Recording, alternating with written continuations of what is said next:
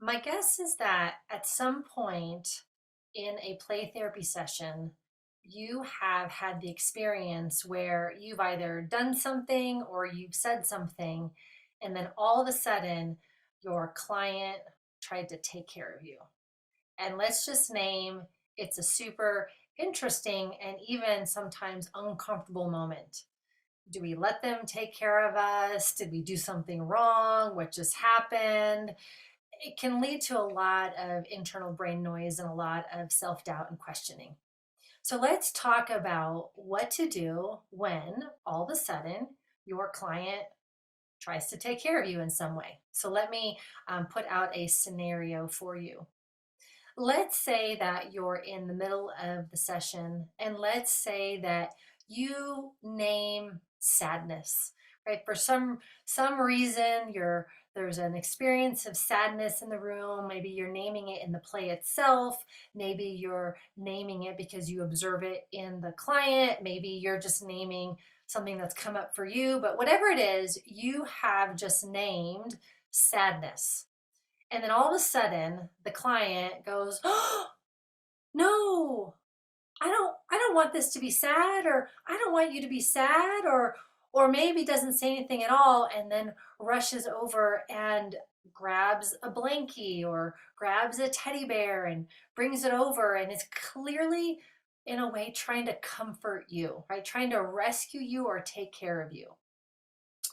Now, let me just pause here and say that this just very much well be part of the play. And so if you're noticing that that's part of the play, well then of course just go with it because that just may be the role that you're in the play. But if all of a sudden it feels a little bit outside the play and it feels a little bit more personal, let's talk about what to do. So the first thing is that for many therapists, this is like one of the big fears in the playroom. I don't want to do something or say something or respond in some way where the child then is going to feel like they need to take care of me. So when it happens, I want you to pause and zoom out because the fact that it's happening is absolutely brilliant. And here's why. Not every single child is going to try to caretake you in sessions.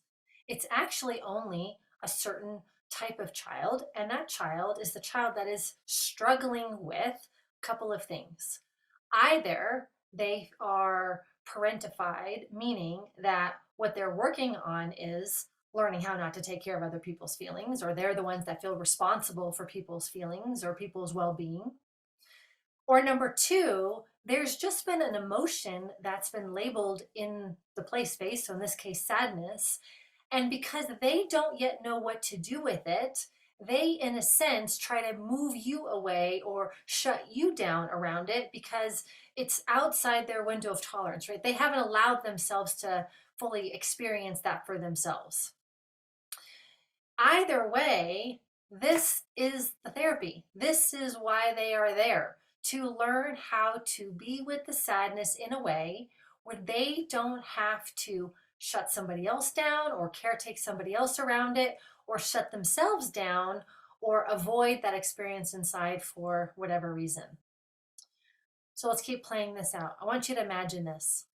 The client comes over and says, "I don't want you to be sad," or again, they try to caretake you.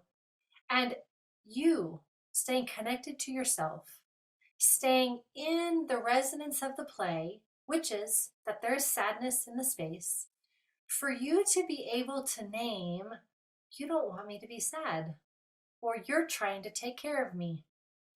And then to be able to reflect back, and I'm okay. It's okay to be sad. I want you to pause for a moment and just think of the significance of that.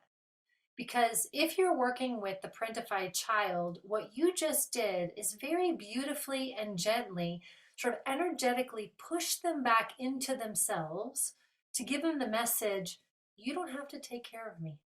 I am okay over here."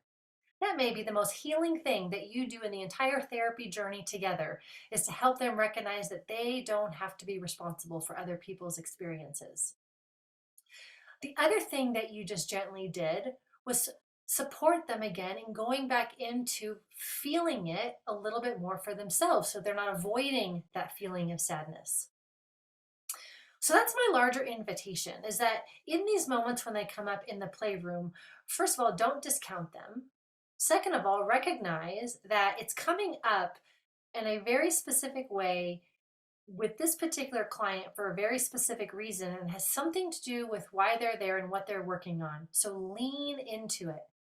And the third thing is model authenticity, model feeling it, but also that they don't have to take care of you, so that you are offering them an opportunity to repattern this belief that they have or this feeling that they have that somehow they are responsible for you.